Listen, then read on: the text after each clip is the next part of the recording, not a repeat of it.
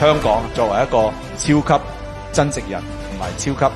聯繫人，將我哋內地一啲新嘅物料、新嘅技術、新嘅設計標準經香港派出去，我哋 S960咧，全部咧係完美地係體現出嚟嘅，超高強鋼，超過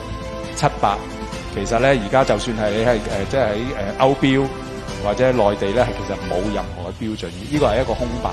嚟，已經係通過咗一啲論證嘅階段，預期應該係9月咧就會有一個叫做團體標準、歐標嘅設計思路，同埋咧呢個表達嘅方法咧做出嚟，係可以對接翻歐洲嘅標準。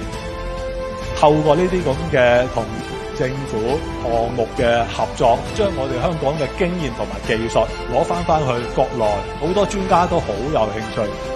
在香港回歸祖國28周年喜慶之日，香港北部都會區另一座採用 S960鋼材建造的靈橋設計吊裝，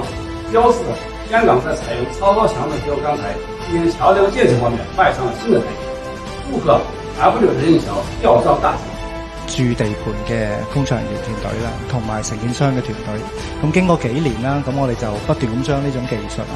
推展到而家係超高強度啦，同埋喺中間嘅技術咧都有好多唔同嘅發展同埋進步，將個項目做到最好、最高效、最安全。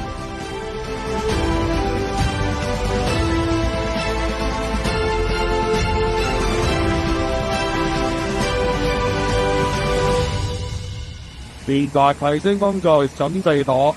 好，預備好啦 ！S960 行人天橋架設操作，現在啟動。